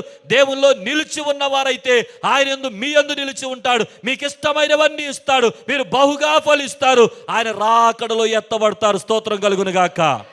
అందరూ స్తోత్రం చెప్పండి బిగ్గరగా. అందుకని ప్రేమ కలిగిన జీవితం. ఒక భార్య చాలా గయ్యాడిది, ఎక్కడికో ప్రార్థనకి వెళ్తే భర్త గారికి చెప్పేసిందంట, వాళ్ళ ఇంటి వాతావరణం ఎలా ఉంటుందంటే ఆవిడ ఇంట్లో ఉన్నంతసేపు భర్త పిల్లలు లోపలికి రారట. ఆవిడ ఎప్పుడైనా బయటికి వెళ్తే అందరూ కలుసుకుంటారట లోపల, అది వాతావరణం. అంటే ఇంకెంత భయంకరంగా ఉంటుంది చూడండి ఆ ఇల్లు. ఒకసారి ఎక్కడికో కూటం జరుగుతుంటే బైబిల్ మాత్రం మాంది, గుడి మాత్రం మాంది, వెళ్ళిపోతుంది కూటానికి. వెళ్తా భర్త గారికి చెప్పిందంట, బాబు నేను ప్రార్థనకి వెళ్ళి వస్తాను, ఇల్లు అంతా దులిపే అందట. సరే మనోడు బూజులు గారు రట్టుకున్నాడు, దులుపటం మొదలెట్టాడు. ఈవిడేం ప్రార్థనకి వెళ్ళింది. ప్రార్థనలో ఇలాంటి నాలాంటి సేవకుడు ఎవరో ఒక ఆయన దేవుని ప్రేమ గురించి చెప్తున్నాడట. ప్రేమ లేకపోవటం లేదు, నీ భర్త మారడం లేదు, నీ పిల్లలు మారటం లేదు, నువ్వు ప్రేమించే వ్యక్తి అయితేనే అందరినీ మార్చుకోగలవు అని వాక్యం చెప్తున్నప్పుడు ఆ ప్రేమను గూర్చిన పరిశుద్ధాత్మదేవుడు ఒప్పిస్తుంటే ఆవిడ ఏడవటం మొదలు పెట్టిందట. ఏడ్చి ఒక ఒప్పందం తీసుకున్నాను, నిజమే నా భర్త నా పిల్లలు నా ప్రేమను చూడలేకపోతున్నారు, నేను వాళ్ళ ప్రేమను చూడలేకపోతున్నాను, ఎలాగైనా సరే ఇంటికి వెళ్ళి వాళ్ళకి క్షమాపణ చెప్పి వాళ్ళని ప్రేమిస్తున్నాననే సంగతి తెలియచేయాలి, ఇక నుండి నా వైఖరి మార్చేసుకుందామని సమర్పణ తీసుకుందట. ఈ లోపు జరిగింది ఏంటంటే పాపం అయ్యగారు ఇంటికాడ ఇల్లు దులుపుతా బూజుల కర్ర గోడ గడియారం తగిలి కింద పడిపోయిందట. కింద పడిపోయిన దగ్గర నుండి 102 జ్వరం పట్టేసుకుంది అయ్యగారికి. ఇక కొద్దిసేపట్లో వచ్చేస్తుంది, ఏం చేస్తుందో ఏంటో, ఏం ఎగురుతాయో ఏం మీద పడతాయో, వీపు చట్నీ అయిపోద్దేమో, చాలా రకరకాల ఆలోచనలు పెట్టుకుని దుప్పటి కప్పేసుకున్నాడు, వణికిపోతున్నాడు, చాలా జ్వరం వచ్చేసింది అయ్యగారికి. ఈ లోపు అమ్మగారు మారు మనసు పొంది రావటం అయ్యగారు కాళ్ళు దగ్గర కూర్చుందట. అసలుకే లోపల వణుకుతున్నాడు. ఇప్పుడు ఎలా ఉంటుంది చూడండి, మారి వచ్చింది అనుకుంటలేదు కదా మనోడు. ఇంకా లోపలికి వెళ్ళేటప్పుడు ఏమండి అని పట్టుకుందంటే ఇలాగా, ఇంకా పెరిగిపోతుంది జ్వరం. కొద్దిసేపటికి వెంటనే లేచి ఏమైందండి ఇంత ఒళ్ళు వేడైపోయింది ఏంటండి అని ఎప్పుడు పలకరించని రీతిగా ప్రేమగా మాట్లాడుతుంటే మనోడికి ఇంకా టెన్షన్ వచ్చేస్తుంది. ఇది నాటకం ఆడుతుందా, ఇది నిజమేనా? ఏమండి అలా టెన్షన్ పడతా మొత్తానికి ఆ జ్వరం ఉన్న వ్యక్తికి ఒక టీ ఇచ్చి ఒక ట్యాబ్లెట్ వేసి వెంటనే దగ్గరకు వచ్చిన కాళ్ళ దగ్గర కూర్చుని, అయ్యా నన్ను క్షమించండి అని ఏడవటం మొదలు పెట్టిందట. ఇదేంట్రా కేసు అంతా రివర్స్ అయిపోయింది ఏంటి అని మొత్తానికి ఏం జరిగింది అని అడుగుతుంటే అప్పుడు చెప్పాను, అమ్మా అయ్యా ఎంతకాలం మిమ్మల్ని బాధ పెట్టాను, ప్రేమ లేని తత్వంతో మనకు సమాధానం లేకుండా చేసుకున్నాను కనుక ఈరోజు నుండి అలాగుండను, నేను మిమ్మల్ని ప్రేమిస్తాను, పిల్లల్ని ప్రేమిస్తాను, నేను చేసిన తప్పులన్నీ క్షమించండి అని కన్నీరు గారుస్తున్నప్పుడు మనోడు అనుకున్నాడట, తర్వాత సంగతి తర్వాత చూసుకుందాం, అసలు ఇప్పుడు మూడు బాగున్నప్పుడే చెప్పేటి మంచిది అనుకున్నాడట. వెంటనే చెప్పేశాడట, గోడగాడ పరిగిపోయింది ఇలా బూజులు దులుపుతుంటే అని. వెంటనే ఆవిడ అందట, ఏదో గడియారం దాని ఉందండి, ఇంకోటి కొనుక్కుందాంలే అందట. స్తోత్రం చెప్పండి ఒకసారి గట్టిగా. ఆ రోజు మొదలుకొని ఆమె మాట మారిపోయింది, ఆమె తీరు మారిపోయింది, ప్రేమ కలిగిన వ్యక్తిగా మారిపోయింది. కొన్నాళ్ళకి ఈయనకి ఒక ఆలోచన వచ్చిందట, అరే ఇంత కఠినాత్మురాలైన నా భార్యతో ఇంత సాన్నిహిత్యమైన ప్రేమ నేను ఎప్పుడూ చూడలేదు, ఈ మధ్యకాలంలో ఇంత ప్రేమ కలిగి ఉండడానికి కారణం ఏంటి? ఆ రోజు మీటింగు యేసు ప్రభు మాట్లాడిన మాట, ఎంతవరకు నేను గుడికి వెళ్ళలేదు, నా కుటుంబాన్ని కలిపిన యేసయ్య దగ్గరికి నేను కూడా వెళ్ళాలనుకుని ఆదివారం భార్య భర్తలు ఇద్దరు బైబిల్ పట్టుకుని గుడికి వెళ్ళటం మొదలు పెట్టారట. ఏమండి కొన్నాళ్ళకి పిల్లలిద్దరు చూశారట, ఒరే మా అమ్మ నాన్న పాకిస్తాన్ ఇండియాలాగా ఉండేవారా, ఇదివరకు ఎప్పుడు చూసినా గొడవలే గందరగోళమే, అలాంటిది ఈ రోజున ఏంటి ఇద్దరు కలిసి గుడికి వెళ్ళిపోతున్నారు, ఏం మార్చిందండి ఆ యేసయ్య ప్రేమ. మా తల్లిదండ్రుల దగ్గరికి మేము కూడా వెళ్ళిపోవాలని పిల్లలిద్దరూ కూడా 2 బైబిల్ పట్టుకొని కుటుంబ సమేతంగా ఆరాధనకి వెళ్ళిపోవడం మొదలుపెట్టారు. చప్పలగొడ్డు ప్రభుకి స్తోత్రాలు చెల్లించండి. ప్రేమ ఒకటే పరిస్థితులు మార్చింది. ఆ ప్రేమ ఎలాగుండాలో 1 కొరింథీ 13 చదువుకోండి. కఠినత్వాన్ని విడిచిపెట్టండి. ఏ భార్య భర్త యొక్క కఠినత్వంతో దుఃఖపడుతుందో, ఏ భర్త భార్య యొక్క కఠినత్వంతో దుఃఖపడుతున్నారో, ఏ పిల్లలు ప్రేమను పొందక దుఃఖపడుతున్నారో, ఈ రాత్రి పరిశుద్ధాత్మ దేవుడు ప్రతి కుటుంబాన్ని తన ప్రేమతో నింపునుగాక, ప్రతి వ్యక్తిని తన ప్రేమతో నింపునుగాక, ప్రతి కుటుంబంలో పరలోకపు సంతోషాన్ని అనుగ్రహించునుగాక. అందుకని ఇందాక ఎంతమంది ఆయనలో నిలిచి ఉన్నానని చెయ్యి ఎత్తుకున్నారో ఇప్పుడు టెస్ట్ చేసుకోండి, పరీక్షించుకోండి. నాలో పరిశుద్ధత ఉందా? రెండవది, నాలో దేవుని ప్రేమ ఉందా లేదా? ఆయనలో నిలిచి ఉండివాడు ఎవడనో పాపము చేయడు. రెండవది, ఆయనలో నిలిచి ఉండివాడు ప్రేమ కలిగి ఉంటాడు. 2 మాటలు చెప్పండి. ఆయనలో నిలిచి ఉండివాడు ఎవడనో పాపము చేయడు. రెండవది, ఆయనలో నిలిచి ఉండివాడు ప్రేమ కలిగి ఉంటాడు. మూడో మాట త్వరగా చెప్పి ముగిస్తాను, ఇంక 2 మాటలు సమయం అవుతుంది కనుక. 1 యోహాను 2వ అధ్యాయం 6వ వచనం త్వరగా చూడండి. 1 యోహాను 2వ అధ్యాయం 6వ వచనం.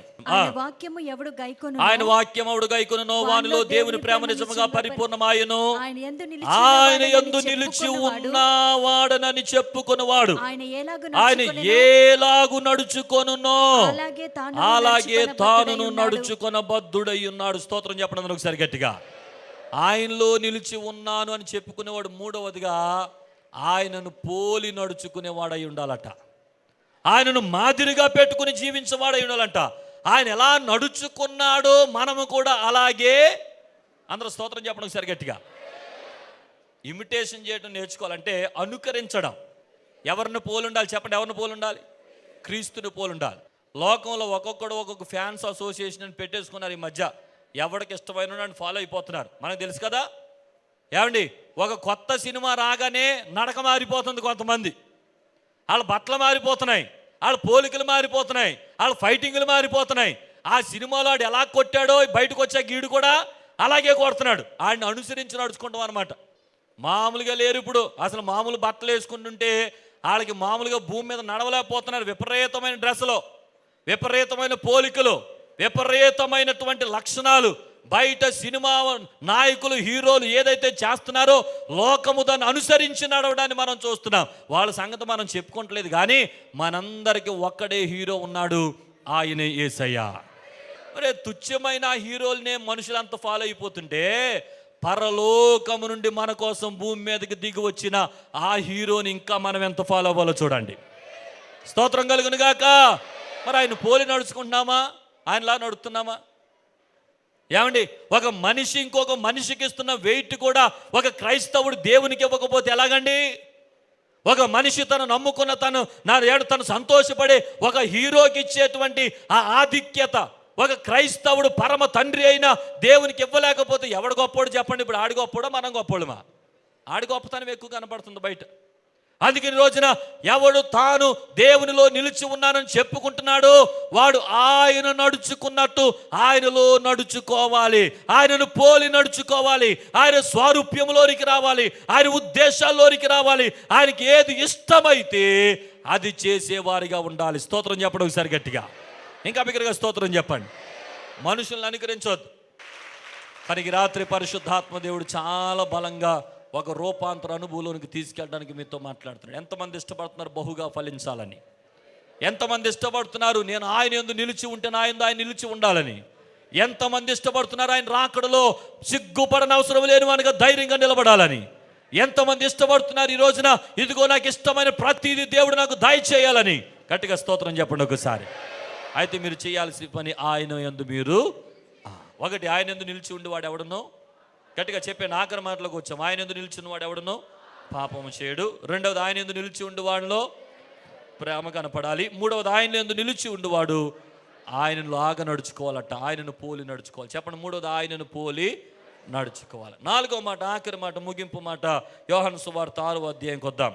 యోహాను సువార్త 6వ అధ్యాయం, అందరూ రండి త్వరగా ముగింపు మాటలకు వస్తున్నాం. యోహాను సువార్త 6వ అధ్యాయం 53వ వచనం నుండి. కావున యేసు ఇట్లా నేను మీరు మనుష్య కుమారుని శరీరము తిని ఆయన రక్తము త్రాగితేనే కానీ మీలో మీరు జీవము గలవారు కారు. నా శరీరము తిని నా రక్తము త్రాగువాడే నిత్య జీవము కలవాడు. అంత్య దినమున నేను వానిని లేపుదును. నా శరీరము నిజమైన ఆహారమును నా రక్తము నిజమైన పానమునయున్నది. నా శరీరము తిని నా రక్తము త్రాగువాడు నా యందును నేను వాని యందును నిలిచియుందును. స్తోత్రం చెప్పండి అందరూ ఒకసారి గట్టిగా. ఆఖరి మాట, దేవుని యందు నిలిచి ఉండడానికి ఉన్న ఆఖరి మాట, మంచి మాట ఏంటంటే ఆయన రక్తమును పానీయం చేయటం, ఆయన శరీరమును భుజించటం. స్తోత్రం చెప్పడం ఒకసారి గట్టిగా. కనుక ఈ రాత్రి ఆఖరిగా ఒక ప్రశ్న అడుగుతున్నాను. ఆయన శరీరమును భుజించి ఆయన పానము చేయబడే నిత్య జీవం గలవాడు. ఇదిగో ఎవరైతే నా శరీరాన్ని భుజిస్తున్నారో, ఎవరైతే నా రక్తమును పానం చేస్తున్నారో వానిలో నేను, నాలో వారు నిలిచి ఉందో అని చెప్పిన మాట ప్రకారం ఇంకా ఎవరైనా దేవుని బల్లకు దూరంగా ఉంటూ ఒకవేళ ఆయనలో నిలిచి ఉన్నానని మిమ్మల్ని మీరే మోసం చేసుకున్నారేమో. బల్ల తీసుకోవడానికి ఒక అర్హత మనకుంది. యేసు రక్షకుడని ఎవరు నమ్మి విశ్వసించి రక్షణ పొంది బాప్తీసం పొందుతారో అలాంటి వారందరూ రక్తమాంసంలో పాలువారు అవుతున్నారు. మొదటి మాట, అసలు బాప్తిస్మమే లేకుండా నేను ఆయనలో నిలిచి ఉన్నానని చెయ్యెత్తేసావేమో ఇందాక. మొదటి మెట్టు, బాప్తిస్మమే లేకుండా నేను క్రైస్తవుడని పేరు పెట్టుకుని బ్రతికేస్తున్నావేమో. మీ తాతల కాలం నుండి మీరు క్రైస్తవులైతే మీరు రక్షణ పొందకుండా మీరు క్రైస్తవులు చెప్పండి. మాది చాలా పెద్ద బ్యాక్గ్రౌండ్ అండి. మా ఫ్యామిలీ బ్యాక్గ్రౌండ్లో అందరూ సేవకులే, చాలా పెద్ద పెద్ద సేవలు చేశారండి, అలాంటి వంశం నాది అని చెప్పుకుని ఇక్కడ కూర్చున్నా సరే నీకు రక్షణ లేకపోతే నీవు ఆయనలో నిలిచి ఉన్న వ్యక్తివి ఎట్టి పరిస్థితుల్లో కాదు. చాలామంది ఆయన బల్లనకు దూరం అయిపోతున్నారు, ఆయన రక్తమాంసంలో పాలు పొందలేకపోతున్నారు, ఆయన శరీరమును దూరం చేస్తున్నారు, ఆయన రక్తమును దూరం చేసుకుంటున్నారు. ఏమండి, ఇంకా బాప్తీసం పొందకుండానే మందిరంలోకి వచ్చి నువ్వు పాడే పాట వల్ల, నువ్వు ఇచ్చే కానుక వల్ల, నువ్వు వినే ప్రసంగం వల్ల, నువ్వు చేసే ధర్మ కార్యాల వల్ల నేను ఆయనలో నిలిచి ఉన్నానని చెప్పేసుకుంటున్నావు. కాదు కాదు, నీ హృదయాన్ని ప్రభువుకి ఇవ్వాలి మొదట. నీ హృదయాన్ని ప్రభువుకి ఇవ్వాలి మొదట. యవనస్తుడా, నీవు రక్షణ పొందకుండా ఏ కార్యము చేసినా అది దేవునికి అంగీకారకృతమైనది కాదు. నీవు రక్షణ లేకుండా దేవునికి గొప్ప గొప్ప కార్యాలు చేయొచ్చు. ఆయన శరీరమును భుజించి ఆయన రక్తమును పానము చేసే స్థితిలో నీవు లేకపోతే, కొంతమంది రక్షణ పొందకుండా దానిలో అర్హత లేకుండా ఉంటున్నారు, కొంతమంది రక్షణ పొంది కూడా అందులో అర్హత లేని వారుగా ఉంటున్నారు. చాలామంది తీసుకోరు ఆదివారాలు, బల్లారాధన ఇస్తుంటే కొంతమంది తీసుకోకుండా వెళ్ళిపోతారు. ఎందుకు తీసుకోరో వాళ్ళకి తెలుసు, ఎందుకు తీసుకోరో వాళ్ళకి తెలుసు. కొంతమంది ఏమంటారంటే నాకు సమాధానం లేదండి అందుకే తీసుకుంటలేదండి అంటారు కొంతమంది. లేదులేండి ఈ వారం నేను తీసుకోవాలండి అంటే ఏదో ఉంది, ఆ ముందు వారంలో ఏదో చేశాడు అయ్యారు. ఏమండి, అది దాని దగ్గరకు వచ్చినప్పుడు నీకు ఏదో ఒక భయం, దాని దగ్గరకు వచ్చినప్పుడు నీలో ఏదో ఆందోళన, ఇది ఎలా పడితే అలా తీసుకోకూడదని కొన్నిసార్లు రక్తమాంసంలో పాలు పొందకుండా దాన్ని దూరం చేసేసుకుంటున్నావు. ఈ రాత్రి ఒక మాట చెప్తున్నాను, ఆయన శరీరమును భుజించి ఆయన రక్తము పానము చేయవాడే నిత్య జీవము కలవాడని. ఎవరైతే అది చేస్తున్నారో వానిలో నేను, నాలో అతడు నిలిచి ఉంటామని ప్రభువు చాలా స్పష్టంగా మాట్లాడుతున్నాడు ఈ రాత్రి. కనుక ఏ కారణమును బట్టి రక్తమాంసంలో పాలు పొందలేకపోతున్నా నీవు ద్రాక్షవల్లి అయినా యేసయ్యలో అంట కట్టబడిన జీవితం లేదన్నమాట. ఆయనకు వేరుగా ఉంటున్నావు అన్నమాట. ఆయనకు వేరుగా ఉండి నీవేమి చేయలేవని ఈ రాత్రి పరిశుద్ధాత్మ దేవుడు మాట్లాడుతుండగా ఈ రోజు పరీక్ష చేసుకున్నావు, పరీక్షించుకున్నావు. 4 విషయాలు దేవుడు నీతో మాట్లాడాడు. 1 ఉండొచ్చు, 3 లేకపోవచ్చు, 3 ఉండొచ్చు, 1 లేకపోవచ్చు. పరీక్ష చేసుకున్న తర్వాత నీలో ఏది తక్కువైందో ఇప్పుడు దాన్ని సరి చేసుకుంటమే తక్షణ చర్య. ఆయనతో అంట కట్టబడిన జీవితం నీకు కావాలంటే, ఆయన యందు నిలిచి ఉన్న అనుభవం నీకు రావాలంటే, ఇప్పుడు జబ్బు తెలియాలంటే టెస్ట్ చేయాలి. పరీక్ష చేసిన తర్వాత రిపోర్ట్లో జబ్బు ఉందని తెలిస్తే ఏం చేయాలి?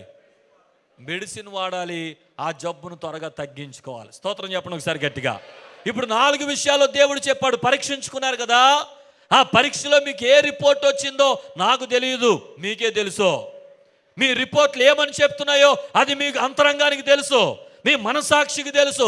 ఈ రాత్రి దేవుడు ఏవే విషయాలు నేను గద్దిస్తున్నాడో, 1 పాపము చేస్తూ మందిరంలో ప్రార్థన చేస్తున్నావా?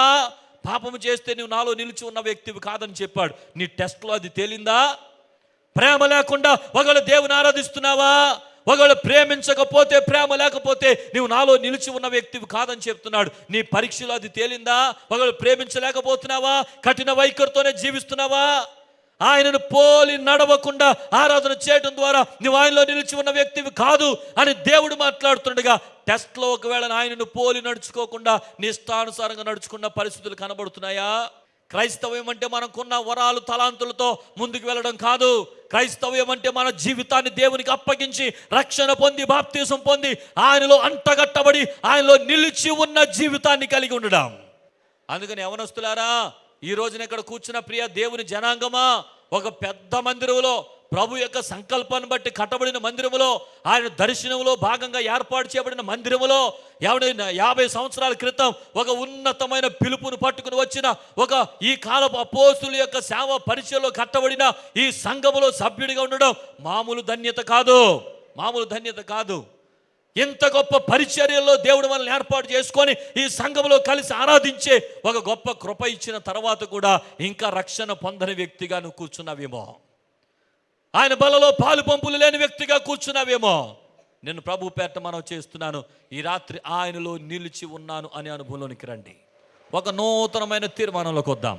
అందరూ మోకాళ్ళ మీద నిలబడండి. ప్రతి ఒక్కరు కూడా మోకాళ్ళ మీద నిలబడండి. మీ చేతులు పైకెత్తండి, స్వరం తెరవండి. ఇక ప్రభుతో మాట్లాడటం ప్రారంభించండి.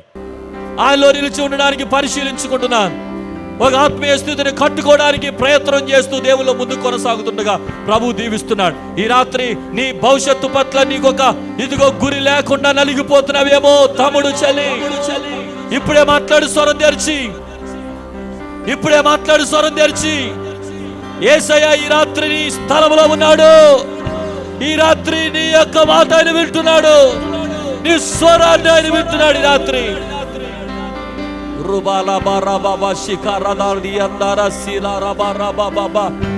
పరిశుద్ధాత్ముడా, పరిశుద్ధాత్ముడా, రండి రండి రండి రండి నాయనా.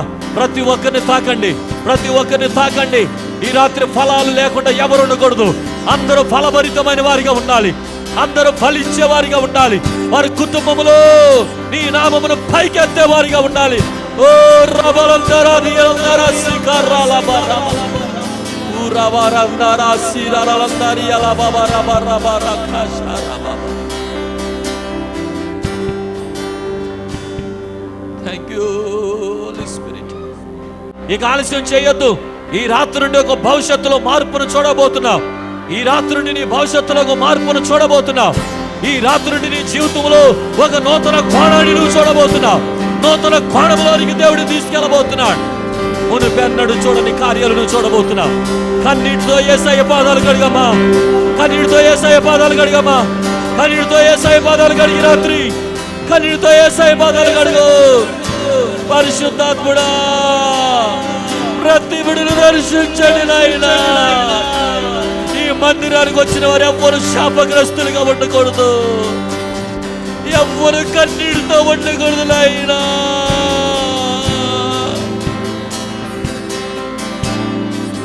ఎవరు దుఃఖముతో ఉండకూడదు నాయనా. అనుగ్రహించండి. నీ వాగ్దానాలను బిడ్డలపై నెరవేర్చండి ప్రభువా.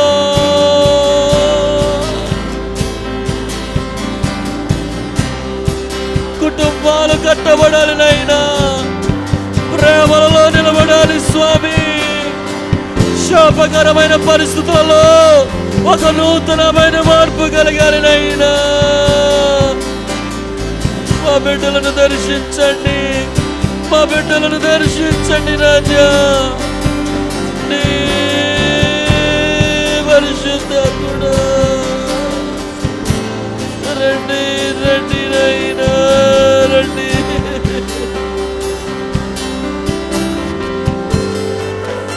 వారి జీవితాల్లో ఫలాలు లేక ఎంతమంది ఆత్మహత్యలు చేసుకోవాలని ప్రయత్నిస్తున్నారు, ఎంతమంది జీవితం మీద విసిగి వేసారిపోయారు. ఈ రాత్రి నీలో అంటగట్టబడిన జీవితంలోనికి వారు రావాలి నాయనా. ఈరోజే ప్రతి పాపమును క్షమించండి, ఈరోజే ప్రతి పాపమును క్షమించండి. పరీక్షించుకున్న ప్రతి ఒక్కరు ప్రభుతో మాట్లాడండి, ప్రతి ఒక్కరు ప్రభుతో మాట్లాడండి. ప్రభువా, నీకు విరోధంగా పాపము చేస్తూ నీ సన్నిధిలో మరలా నేను ప్రార్థన చేస్తున్నాను. నన్ను క్షమించండి, నన్ను క్షమించండి, నన్ను క్షమించండి. ఎవరు నశించబడు దేవుని చిత్తం కాదు. ఈ అమలాపురం పట్టణం అంతా యేసుకు సొంతం అయిపోవాలి. అమలాపురం అంతా యేసుకు సొంతం అయిపోవాలి. ఈ తూర్పు గోదావరి జిల్లా యేసుకు సొంతం అయిపోవాలి. మన ఆంధ్ర రాష్ట్రం యేసుకు సొంతం అయిపోవాలి. మన భారతదేశం యేసుకు సొంతం అయిపోవాలి. ఇదే దేవుని ప్రణాళిక, ఇదే దేవుని ప్రణాళిక. ఆయన యందు నిలిచి ఉన్న వారికి అందరూ మారిపోవాలని దేవుని ఉద్దేశం. తండ్రి, ఈ రాత్రి ఎంత మంది బిడ్డలు కన్నీరు కారుస్తున్నారు అన్ని చూచుచున్న దేవుడవయ్యా, నీకు స్తోత్రాలు. చేతులు పైకెత్తి మాటలు మా వెనకాల చెప్పండి. ప్రియమైన యేసు, మీకు వందనాలు. ఈ రాత్రి పాపినైన నన్ను కనికరించి నీ ప్రేమతో ఆకర్షించి నీ దగ్గరికి చేర్చుకున్నందుకు నీకు వందనాలు. నా కొరకు మరణించావు, రక్తము చిందించావు, సమస్తాన్ని త్యాగం చేశావు. నీ ప్రేమను తెలుసుకోవడానికి చాలా దినములు వ్యర్థపరిచాను. నన్ను క్షమించండి. ఈ రాత్రి నీలో నిలిచి ఉండడానికి తీర్మానం తీసుకున్నాను. రక్షణ పొందుతున్నాను. బాప్తిసం తీసుకుంటాను. నీ బిడ్డగా జీవిస్తాను. నన్ను ఆశీర్వదించండి. పాపము లేని వానిగా, ప్రేమ కలిగిన వానిగా, నిన్ను పోలి నడుచుకునే వానిగా, నీ రక్తమాంసంలో పాలు పొందేవానిగా ఇక మీదట జీవించి నీలో నిలిచి ఉంటాను. నన్ను ఆశీర్వదించండి. నీ రాకడలో సిగ్గుపడక ధైర్యముగా నేను ఎదుర్కోవడానికి శక్తివంతునిగా నన్ను చేస్తున్నందుకు నీకు వందనాలు చెల్లిస్తూ యేసు నామమున అడుగుచున్నాను తండ్రి. ఆమేన్, ఆమేన్. హల్లెలూయా. ఈ కార్యక్రమాల్లో సాక్షి తోడ్పడి ప్రతి వారికి కూడా వందనాలు చెల్లిస్తున్నాను. మరి అదేవిధంగా పాస్టర్ జ్యోతిరాజు గారికి మరొకసారి సంఘం తరపున వారికి వందనాలు చెల్లిస్తున్నాను. దేవుడు వారిని మెండిగా దీవించి ఆశీర్వదించును గాక. పరిశుద్ధులైన మా పరమ తండ్రి, నీకు వందనాలు చెల్లించుకున్నాము. అద్భుతకరంగా, ఆశీర్వాదకరంగా ఈ మహోత్సవాల్లో నీ సన్నిధి మాకు దయచేసి మమ్మల్ని నడిపించిన దేవా నీకు వందనాలు. నీ వాక్యం ద్వారా నువ్వు మాతో మాట్లాడిన దేవా నీకు వందనాలు. అనేక హృదయాల్లో నీ స్పందన కలిగింపజేసినందుకే నీకు వందనాలు చెల్లించుకున్నాము. మా దేవా, నీ వాక్యంకు స్పందించిన వారే వారికి జీవితాలు నీకు సమర్పించారు. వారిని దీవించండి, ఆశీర్వదించండి. నీలో స్థిరపరచమని కోరుచున్నాము. సంపూర్ణమైన ఫలభరితమైన జీవితాన్ని వారికి ప్రసాదింపచేయమని కోరుచున్నాము. మా దేవా, ఏ ఏ లక్షణాలు కలిగిన వారిగా మేము ఇక్కడ ఉండాలో, నీలో మేము ముందుకు సాగాలో నీ దాసుని ద్వారా మాట్లాడావు.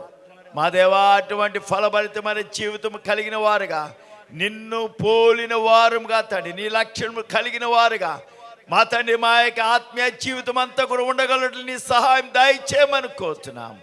నీ దీవులతో నింపి నడిపించమని మా దేవా, నీ రాకడ ఆశీర్వదితే మరొకసారి మేమందరం కూడా ఈ విధంగా కూడుకొని నిన్ను స్తుతించి మహింపరిచి ఘనపరిచే కృపను మాకు దయచేసి నడిపించుమని మా ప్రభును రక్షకుడైన యేసు దివ్యనామం అడుగుతున్నాము తండ్రి. మన తండ్రిని దేవుని ప్రేమ, కుమారుడైన యేసు క్రీస్తు కృప, పరిశుద్ధాత్మ సహవాసము, సమాధానము, ప్రియ దేవుని సంగమా మీకు ప్రభువు పర్యంతము తోడుగా ఉండి నడిపించునుగాక.